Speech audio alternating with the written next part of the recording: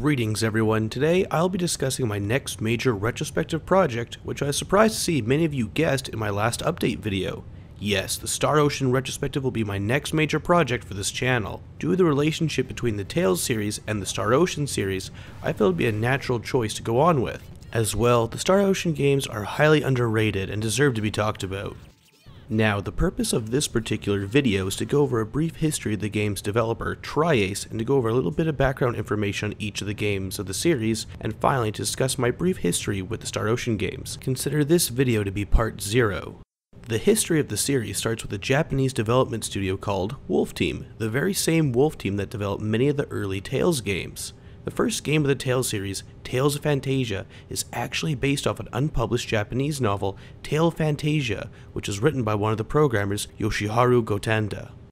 Mr. Gotanda was a member of Wolf Team, and they created games under Namco, their at the time publisher. Namco implemented many changes to the original story of Tale of Fantasia in order to adapt it into a game, so various scenarios were either altered or removed, with characters' names and roles being changed as well. Not all of these changes went over well with some of the members of Wolf Team, with many leaving the studio after Tales of Fantasia was released in 1995. Among those leaving were Mr. Gotanda, a programmer/writer, Masaki Norimoto, a game designer, and Joe Asunuma, a game director. Of course, many other game designers left Wolf Team as well. In March of 1995, these three formed the video game development company known as Tri-Ace, with the studio's name being a play on words of the three aces who founded the company. It's important to know the background information when talking about Star Ocean, as the games share many similarities with that of the Tales games. Some similarities being both series have a focus on real-time action-based combat systems, and a focus on some sort of skill system being in place in each installment.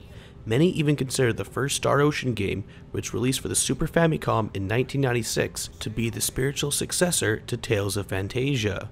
In fact, these two games feature many similarities, like both narratives using time travel, both games use a 2D action-based battle system, as well as both games used bigger cartridges at the time to use cutting-edge sound technology and have voice clips used in-game. As well, these two games in particular both have soundtracks composed by Motoi Sakuraba, who is still to this day a freelance composer that's done a lot of composition work for both series.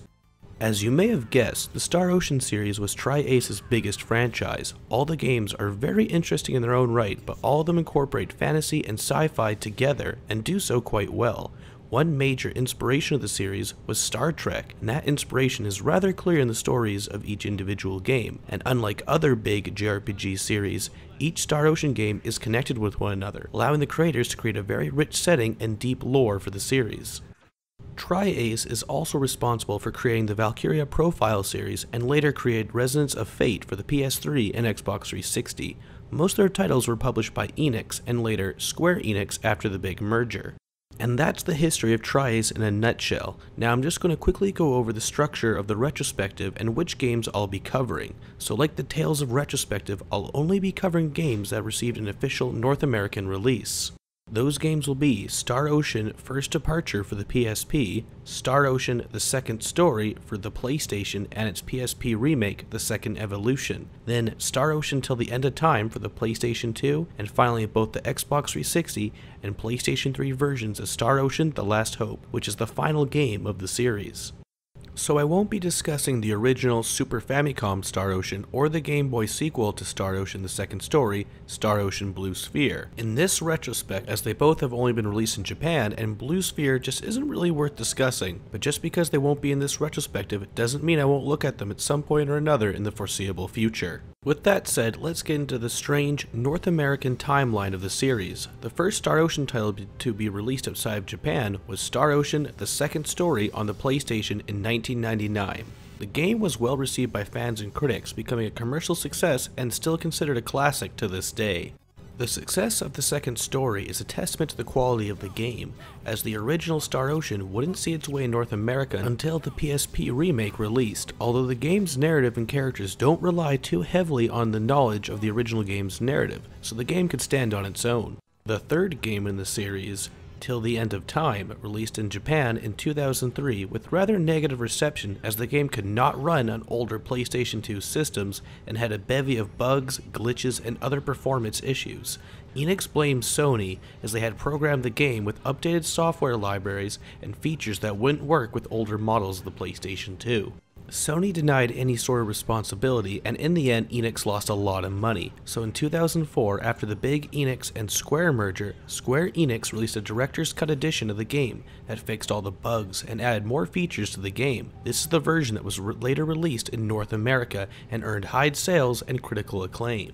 Star Ocean Till the End of Time later became a greatest hits title and is the best-selling game of the series in North America, and even outsold the Japanese version of the game.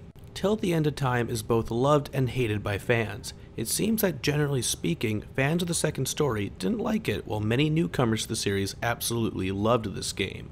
In 2008, a PSP remake of the original Star Ocean, titled Star Ocean First Departure, released in North America. This remake runs on an enhanced version of the second story's engine, with most of the game being remade from scratch. Among the various improvements such as better visuals, a remix soundtrack, and the gameplay elements of second story returning, but most notably, the entire game was almost entirely voiced and received an English voiceover. There's also some cutscenes that were animated by Production IG. 1 year later, in 2009, Star Ocean The Second Story received a remake-ish port job on the PSP called Star Ocean The Second Evolution. Unlike First Departure, Second Evolution mainly reuses assets from the second story, with a couple tweaks and slightly polished graphics. The most radical changes include the new voiceovers, as well as the improved script and just overall better translation. Sadly, both these excellent PSP games have been overlooked. Star Ocean The Last Hope was also released for the Xbox 360 in 2009, just 1 month after the second Evolution released. This was during the strange phase of the last console generation in which a bevy of JRPGs released exclusively on the 360. Tales of Symphonia was also one of those titles. The Last Hope was fairly well received by fans and critics, but they generally seem mixed, kinda like Till the End of Time. Regardless, an international director's cut edition was released for the PlayStation 3 in 2010. This version has a few gameplay tweaks, some new music, the original anime-inspired artwork, and most importantly, the option of choosing the Japanese voiceover or the English one. And that's it. One side game and the 2 PSP games aside, the Star Ocean series consists of 4 games. One of the main producers of the series, Yoshinoro Yagamashi, has stated that he is finished with the Star Ocean after finishing all he set out to do with the series.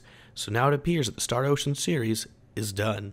So since there is 4 games that are directly related to one another and the series has a clear chronology, I have decided to not focus on the order of American release. As you just heard, that release pattern is truly bizarre. The order of videos will simply go Star Ocean 1, 2, 3, and 4, meaning part 1 will be a review of Star Ocean First Departure. Prior to starting this retrospective, I had only played the majority of Star Ocean Till the End of Time and a few hours of The Last Hope. So in order to properly cover each game, I had to and still have to play through each game. So if there's a gap in releases between each video, it's because both Till the End of Time and The Last Hope are long games and aren't easy to clear through. Having said that, each video will be released after I've beaten the respective game and when I'm satisfied with the quality of the actual video. Keep in mind that means each review will be created as I just beat the game for the first time. So please, be patient between releases. I'll have other reviews and videos going up in the meantime. So I hope you enjoy the upcoming retrospective. Part 1 will be up before you know it. As always, this has been Darren of the Gaming Pilgrimage. Till next time.